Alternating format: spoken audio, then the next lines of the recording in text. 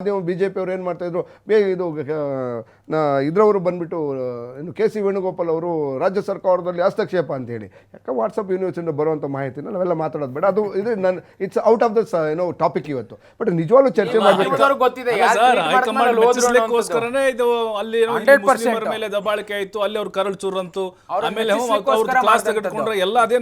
ಒಂದು ನಿಮಿಷ, ನೀವು ನೋಡಿ, ಅದ್ರ ಎಷ್ಟೋ ಜನಕ್ಕಲ್ಲಿ ವಾಸ್ತವನೇ ಗೊತ್ತಿಲ್ಲ. ಅದು ಏನು ಇದನ್ನ ಇದ್ರ ಲೇಔಟ್ಗೆ, ಅರ್ಕಾವತಿ ಲೇಔಟ್ಗೆ ಅಕ್ವೈರ್ ಮಾಡಿರ್ತಕ್ಕಂಥ ಲ್ಯಾಂಡ್. ಅದು ಅರ್ಕಾವತಿ ಲೇಔಟ್ಗೆ ಅಕ್ವೈರ್ ಮಾಡಿ ಅದಕ್ಕೆ ಕಾಂಪನ್ಸೇಷನ್ ಕೊಟ್ಟಿದ್ದೇವೆ ನಾವು. ಒಂದ್ಸರಿ ಕಾಂಪನ್ಸೇಷನ್ 2014ರಲ್ಲಿ ಕಾಂಪನ್ಸೇಷನ್ ಕೊಟ್ಟ ಮೇಲೆ ಆ ಪ್ರಾಪರ್ಟಿ ಸರ್ಕಾರದಾಗತ್ತಾ ಇಲ್ವಾ? ಅವ್ರು ಒಂದ್ಸರಿ ಯಾರನ್ನ ಬಂದ್ರು ಎನ್ಕ್ರೋಚ್ ಮಾಡಿದ್ರು ಅಂತ ಹೇಳಿದ್ರೆ ಅದನ್ನು ಇಲ್ಲೀಗಲ್ ಅಂತ ಹೇಳಿದ್ರೆ ತೆಗೆದು ಬಿಸಾಕ್ತೇವೆ. ಆದರೆ ಮಾನವೀಯತೆನೇ ಮರೆತುಬಿಟ್ಟು ನಾವು ಮನುಷ್ಯರಾಗಿ ರಾಜಕೀಯಕ್ಕೋಸ್ಕರ ಮನುಷ್ಯತ್ವವನ್ನು ಮರೆಯೋದು ನಾನು ಯಾವತ್ತೂ ಏನೋ ಒಪ್ಪೋದಿಲ್ಲ. ಆದರೆ ಕಾಂಗ್ರೆಸ್ ಪಕ್ಷ ಯಾವಾಗಲೂ ಮಾನವೀಯ ನೆಲೆಗಟ್ಟಲೆ ಕೆಲಸ ಮಾಡ್ತದೆ ಮತ್ತು ಮನುಷ್ಯತ್ವದಿಂದ ಕೆಲಸ ಮಾಡ್ತದೆ. ನಾವು ಅಲ್ಲಿ ಕೋಗಿಲು ಇದರಲ್ಲಿ ಮನೆಗಳನ್ನು ಕೊಡ್ತೀವಿ ಅಂತ ಹೇಳಿದ್ದು ಅಲ್ಲಿ ನೀವೇನೇ ಡಿಮ್ಯಾಂಡ್ ಮಾಡಿದ್ರಿಂದ, ಅಯ್ಯೋ ಪಾಪ ಬೆಳಗ್ಗೆ ನೀವೇ ತೋರಿಸ್ತಾ ಇದ್ರಿ ಕೆಲವು ಮಾಧ್ಯಮಗಳಲ್ಲಿ, ಮತ್ತು BJP ಹೇಳ್ತಾ ಇದ್ರು ಅಲ್ಲಿ ಪಾಪ ಚಳಿನಲ್ಲಿ ಎಲ್ಲ ಹೊರಗಡೆ ಇದ್ದಾರೆ, ಚಳಿನಲ್ಲಿದ್ದಾರೆ, ಮನೆಗಳಿಲ್ಲ, ಅವ್ರಿಗೆ ಮಕ್ಕಳಿದ್ದಾರೆ, ಬಾಣಂತಿರಿದ್ದಾರೆ, ಪ್ರೆಗ್ನೆನ್ಸ್ ಇದ್ದಾರೆ ಅಂತ ಹೇಳೋರು ಇವರೇನೆ.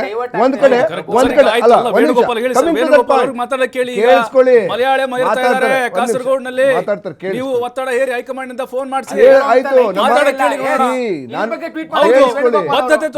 ಕೇಳಿಸ್ಕೊಳ್ಳಿ.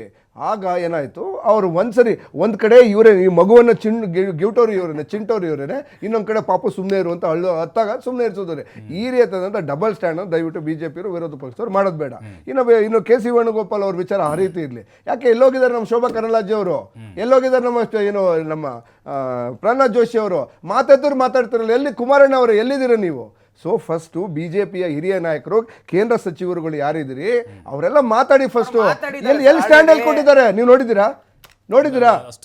ಎಲ್ಲಿ ಸ್ಟ್ಯಾಂಡ್ ಮಾತಾಡ್ತಾರೆ? ಯಾವ್ದನ್ನ ಎಣದ ಮೇಲೆ ರಾಜಕೀಯ ಮಾಡುವಂತ ಬಿಜೆಪಿ ನಾಯಕ, ಎಣದ ಮೇಲೆ ರಾಜಕೀಯ ಮಾಡುವಂತ ಶೋಭಾ ಕರಂದ್ಲಾಜೆ ಎಲ್ಲಿದ್ದಾರೆ? ಕಳೆದೋಗಿದ್ದಾರೆ, ಹುಡುಕೊಡಿ ಅವರನ್ನ. ಕೇಳಿ, ಶೋಭಾ ಕರಂದ್ಲಾಜೆ ಅವ್ರು ಸ್ಟೇಟ್ಮೆಂಟ್ ಕೊಟ್ಟಿದ್ದಾರೆ.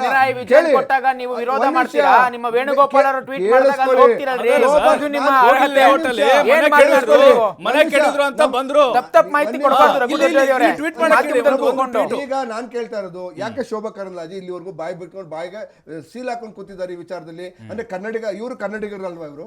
ಕನ್ನಡದ ಪರವಾಗಿ ಕೆಲಸ ಮಾಡಲ್ವಾ?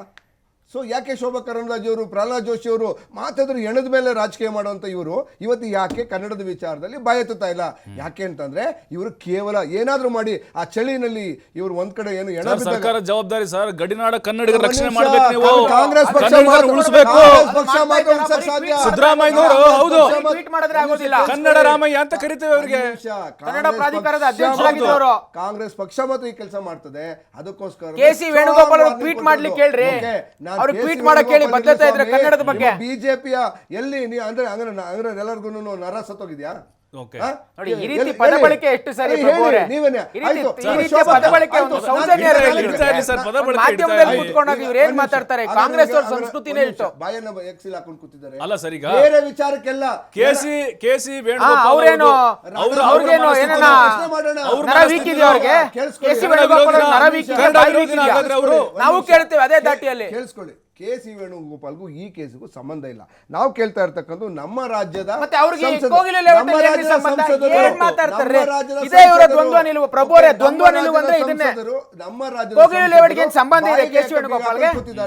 ಮಾನ್ಯ ಶೋಭಾ ಕರಂದ್ಲಾಜೆ ಕಾಂಗ್ರೆಸ್ ಸರ್ಕಾರ ಕೇಳ್ತಾ ಇದೆ ಇಲ್ಲಿ. ಪ್ರಭು, ಈ ಕುಮಾರಸ್ವಾಮಿ ಅವರು ಯಾಕೆ ಸೀಲ್ ಹಾಕೊಂಡು ಕೂತಿದ್ದಾರೆ? ಪ್ರಹ್ಲಾದ್ ಜೋಶಿ ಅವರು